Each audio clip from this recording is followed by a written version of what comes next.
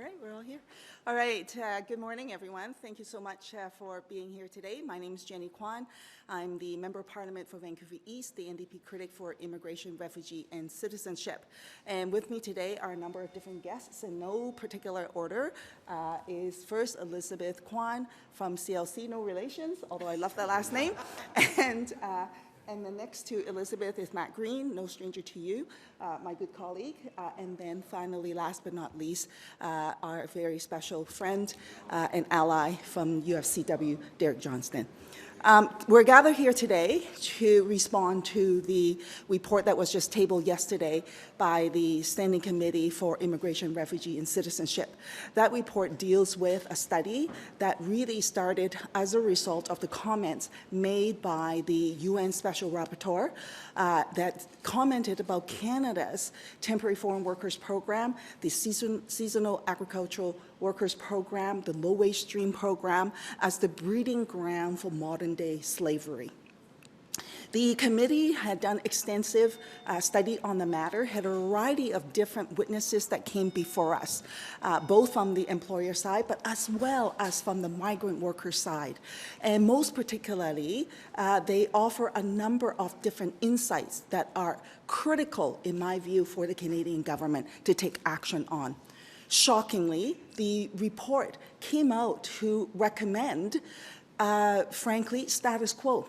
That is to say, to perpetuate the abuse and the exploitation that has taken place and will continue to take place with the Temporary Foreign Workers Program, with the low-wage scheme for the seasonal agricultural workers. They are suggesting that the Canadian government move forward with a sectoral open work permit scheme. This is contrary to the migrant workers and migrant advocates and the special UN rapporteur's recommendation. What they're calling for is for the Canadian government, in the very minimum, is to provide an open work permit scheme for these migrant workers. The reason why is so that we can preempt and stop the litany of abuses and exploitations that they face. The reality is, if you're tied to one specific worker, employer, you are really at their behest to do what they demand of you, no matter what the abuse is, no matter if you're faced with wage theft, with harassment, with violence, for women, with sexual harassment. You just have to live with it. The lack of access to healthcare provisions, for example, you just have to live with those abuses for fear that you will lose your job, for fear that you might be deported. And those consequences are very real for these individuals, not only just for themselves, but for their family members back home, where that is the reason why, to begin with, why they are here, to try to make an honest wage, work hard, and to build some financial resources to support their families. Many of these workers, as you know, have been coming to Canada for decades, literally for decades, and they do not have access to permanent resident status. They do not have access to full rights, and as a result, the exploitation and abuse perpetuates. By way of background, I think this is particularly important to note. You have to ask the question, how did we get here? How is it possible that you have a situation where the UN rapporteur today is saying that Canada's programs, temporary foreign workers programs, is akin to modern-day slavery? If you look back in history, back in 1966, under the Lester Pearson government, the Liberal government then was the first to create the Seasonal Agricultural Workers Program. At that time, they explicitly excluded European workers. Why? Because they explicitly said the kind of work that they needed workers for was congruent with slavery. That was the language that was used. And as a result, that program was exclusively for Jamaican workers. Now, fast forward to where we are today. We have seen successive Liberal Conservative governments expand the Temporary Foreign Workers Program to the point where there are more temporary foreign workers coming into Canada than there are permanent residents. Then we have seen the Conservatives that actually created the low-wage stream under the Harper administration, deliberately creating an environment that says certain classes of workers belong in the low-wage stream. Now, they also recognize high-wage stream as well, but of course the low-wage stream are the people who are perpetually faced with abuse and exploitation. So there's a fix. New Democrats are saying this and have been saying this for a very long time. In the very minimum, to ensure that we end the exploitation and abuse, the path forward as a temporary measure is to end the closed work permit scheme. The Canadian government, the Liberal government, must move forward with an open work permit for all temporary foreign workers, whether you're in the seasonal agricultural worker stream or any other stream. That is the only path forward to ensure that their rights are protected. The sectoral open work permit stream will not work. Why? Because it already is actually in place, right? And what happens with those people in that environment is that they get blacklisted. They actually need the authorization or the recommendation from the existing worker to be able to work for another employer. So you can just imagine what that's going to be like. And then, of course, it is an ineffective program because people who come out of that with an open work permit in the sector, they are blacklisted. That is their reality. So, so that's where we're at today. If the Canadian government truly want to end exploitation, if they really want to respect and honor the worker, if they want to support Canada's economy, if they want to be held up in the global community as a fair country, then what the government must do is to ensure that these workers' abuses and exploitation comes to an end. In the very minimum, what they need to do is to provide them with an open work permit. So with that, I'm going to invite some of my colleagues to come and speak. And so first, I would like to invite Elizabeth Kwan from CLC to come forward. Thank you, Jenny. Good morning, everyone. I'm Elizabeth Kwan, Senior Researcher with the Canadian Labour Congress. I appeared as a witness during the study in committee, and I'm here to share CLC's reaction to the Standing Committee's report with you. First and foremost, the report missed the opportunity to recommend ending the employer-tied closed work permit system. Overall, the report continues to tinker around the edges while maintaining the core problem, which is closed work permits. The report's focus of switching to sectoral and regional work permit systems is a false solution. They still limit migrant workers' mobility rights, which we all have in Canada. In fact, many of the recommendations expand the TFWP and make it easier for employers to use the program.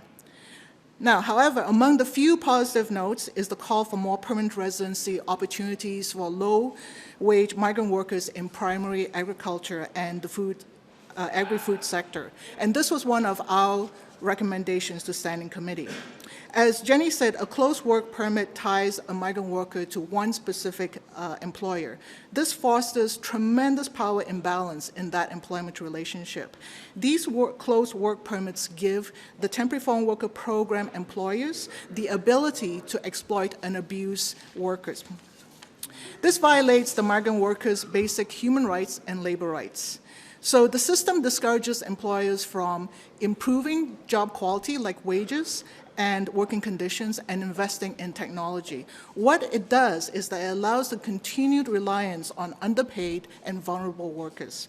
So in light of the Standing Committee's report, the CLC asked the government to commit to 4 actions. Replace closed work permits with open work permits for migrant workers, provide more opportunities for permanent residency, especially for low-wage migrant workers, ensure union access for migrant workers for advocacy, protection, and representation, and ensure that migrant workers have freedom of association and collective bargaining rights. Restrictions of migrant workers' rights and freedoms undermines their dignity and erodes all of our labor standards for everyone in Canada. The Canadian labor movement believes every worker deserves respect, protection, and the chance for a better life. Overall, the Standing Committee report recommendations do not ensure migrant workers receive their due protections and rights. Thank you. Thank you, Elizabeth. Next, I'm going to call up Derek from UFCW. Thanks, Jenny. I'm Derek Johnstone with the United Food and Commercial Workers. I have to ask you to move over until the break. Sorry. Okay. We will pause.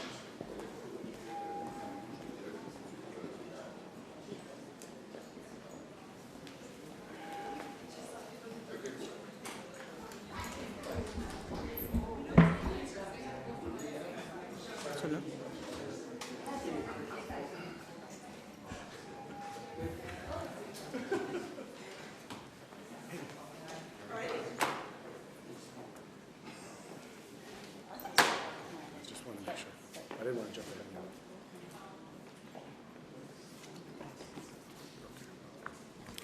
Yep. Good morning. I'm Derek Johnstone with the United Food and Commercial Workers Union. As Canada's Food Workers Union, we have long advocated for an end to closed work permits. The system of closed work permits distorts fair labour standards across Canada. By tying workers to a single employer, it weakens fundamental labour rights, not only for migrant workers from the global south, but for all workers in Canada. Closed permits actively undermine the basic right to freely choose and change employers, and other fundamental rights that Canada, as our country, has committed to uphold through international conventions. This is particularly troubling under government that has signed these conventions with its own hand and pledged to support and protect labour rights. Our position as UFCW is clear and has been clear for decades. Canada must end the use of closed work permits and grant all workers the right to choose and change their employers.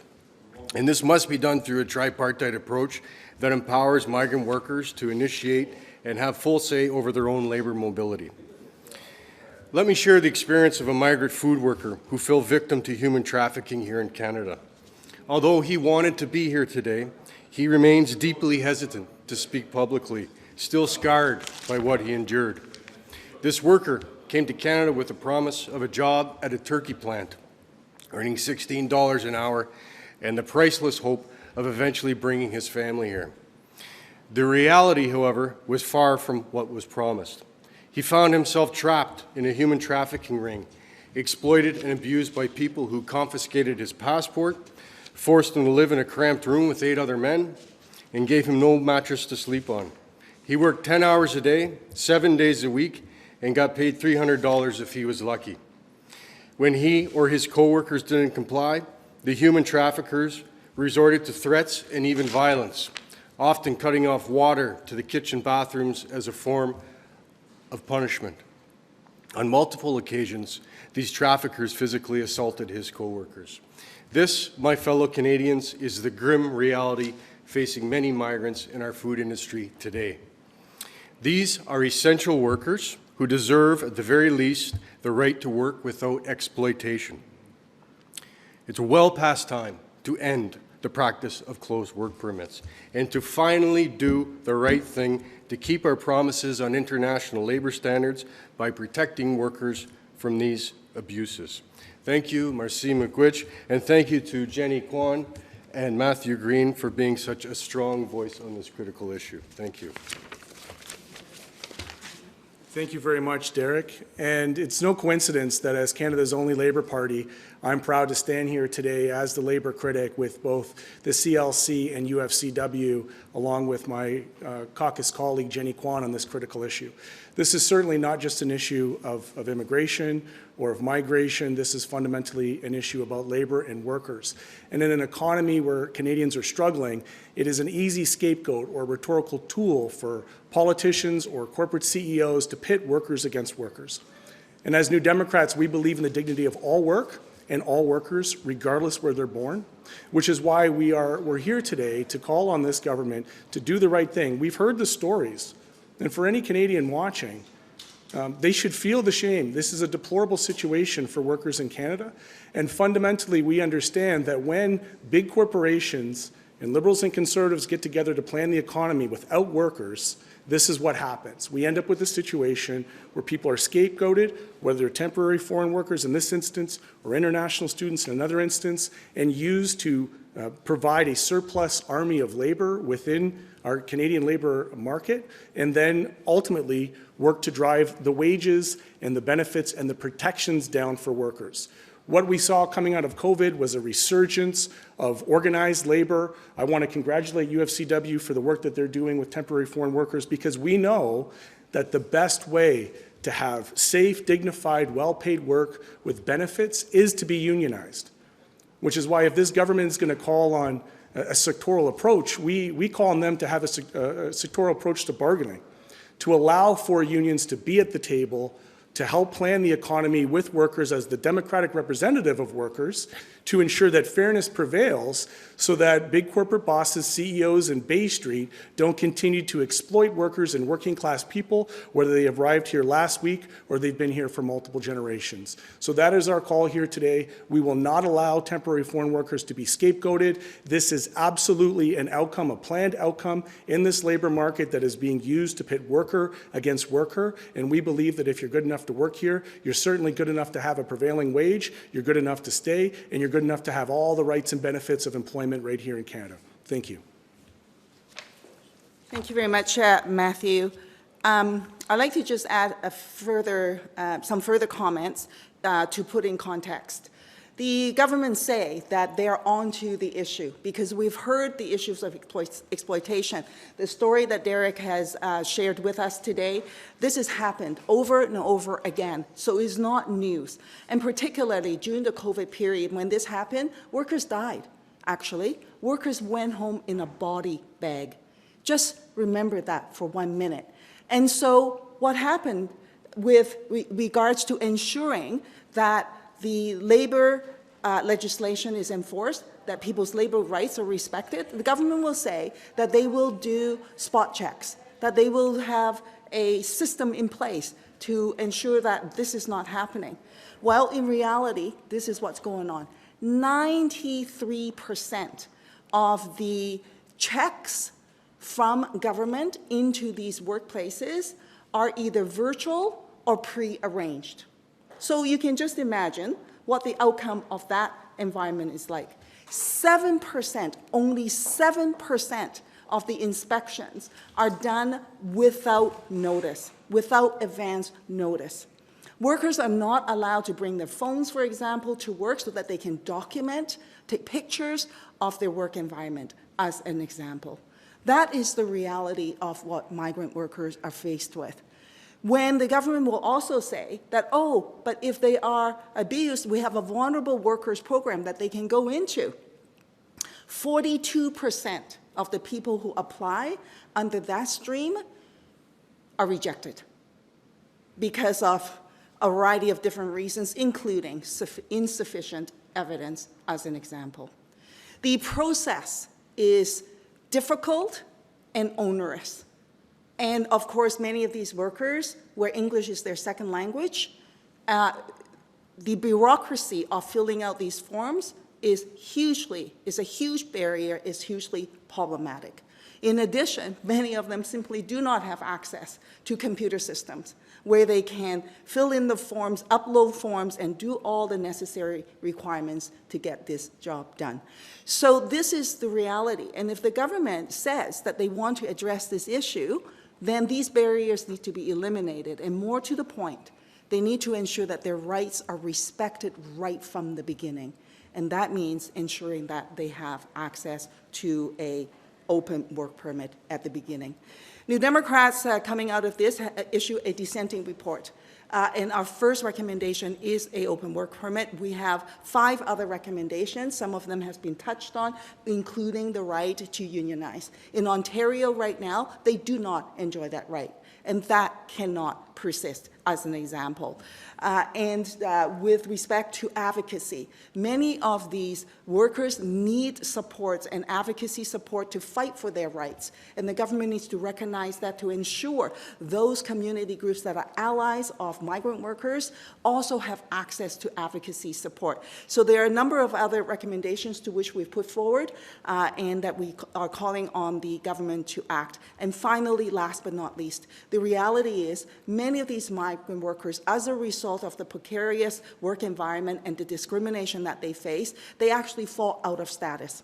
Many of them will fall out of status, and what New Democrats is calling for is for the government to put in place a broad regularization scheme so that they can become part of the Canadian society and be recognized for their contributions. So with that, we'll open questions to the media.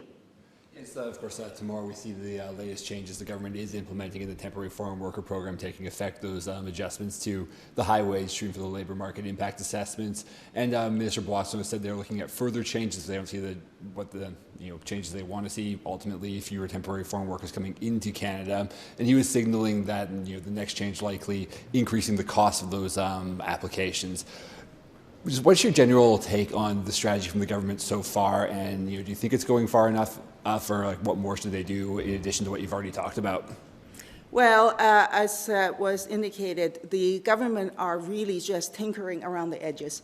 They are doing these programs to penalize workers and not really solving the core of the issue. What is the core of the issue here?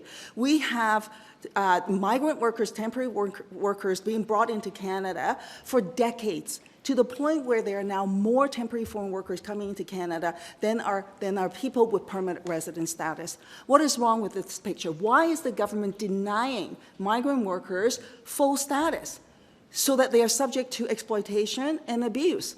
So the right thing to do is to really ensure that these workers' rights are protected, and the right thing to do is to make sure that they have landed status on arrival, frankly. And in the interim, there are a number of different measures that they can take, and one of which is to ensure that these workers are brought in with an open work permit.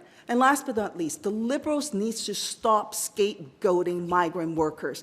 They are not to be blamed for the housing crisis. Who is to be blamed for the housing crisis? Successive Liberal conservative governments who relied on the private sector for more than 3 decades to provide the housing that Canadians need. And what happened? They gave them special tax treatments. Real estate investment trusts got a free rein in terms of tax breaks.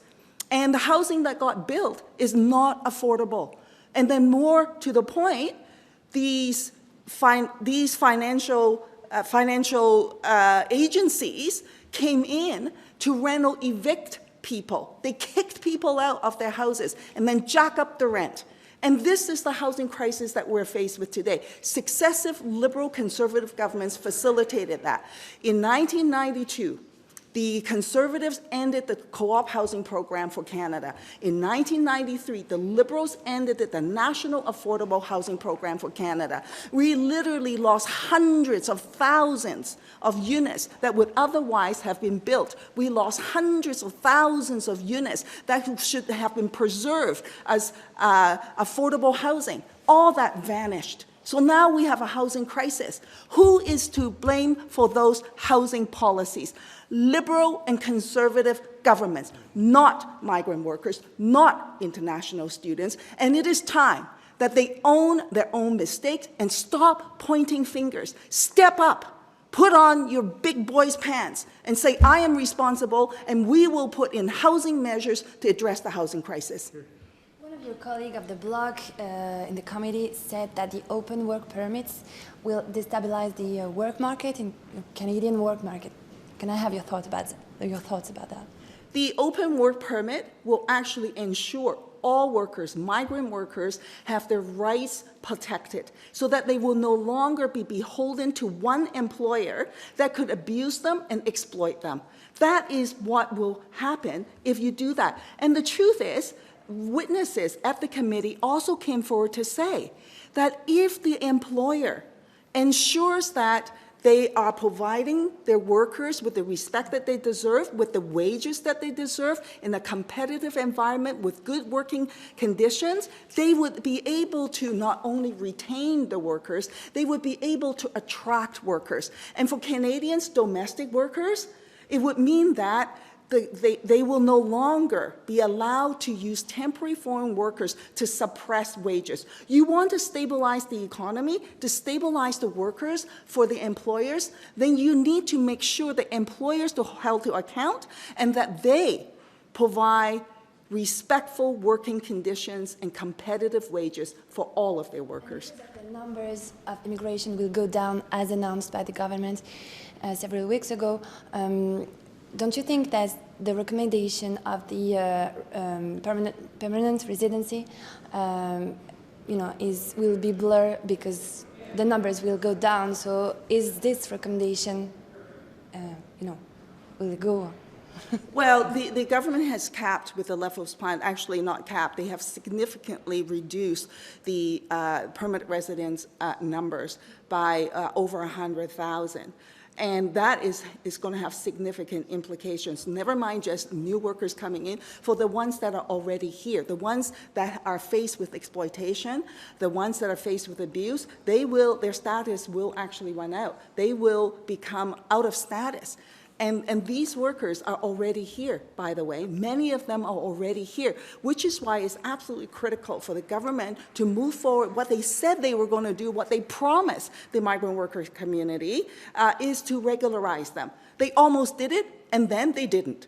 Right? They literally lied to the people that trusted them and believed in them, and then they did not proceed with it. These workers are already here. They are already contributing to Canada's economy. They are already supporting these employers. Even though they might be faced with abuse, they're already doing all of that work. So it is time for the government to regularize all these workers.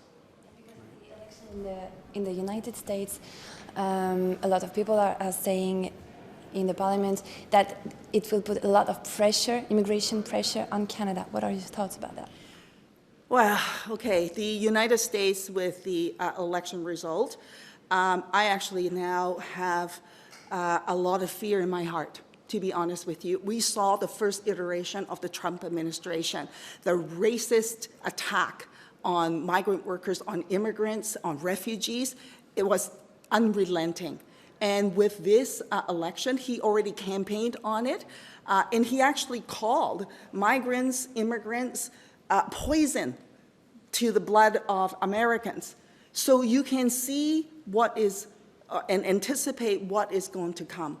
And from my perspective, what we're going to see is horrendous human rights violations. desperation for people. We already saw in the previous administration how the Trump administration put children in cages, separated adults from their children, parents from their children. Some of them have still not been able to find their parents because they have been lost in the system. It is a gross violation of individuals' basic rights. It is a gross violation of the global commitment to human rights. So this is what I would fully anticipate, and I hope that the Canadian government will sit down to address this issue in a serious way, not in a knee-jerk reaction and simply to say, hey, let's just build some walls, as though somehow this will solve the problem. We can do better than that. We must do better than that. Canada must be that beacon of hope for the community, from the global community, to say people before profits, and to say basic human rights has to be the cornerstone of humanity, and that's where we will stand on the issue.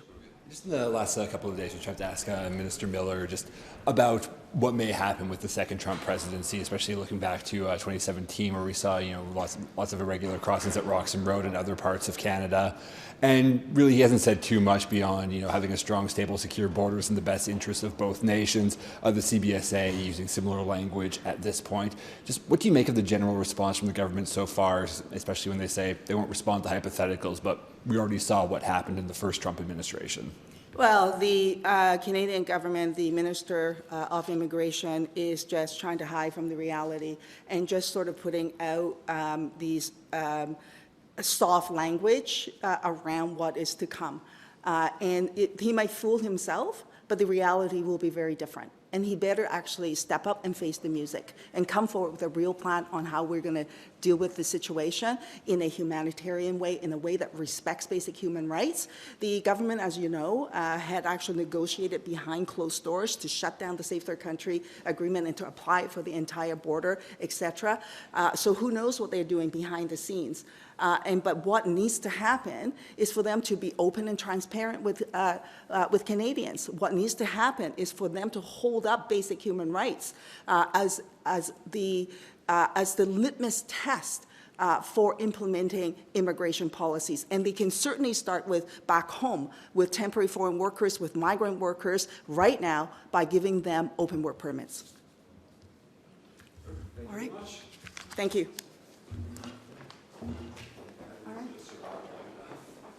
Great job.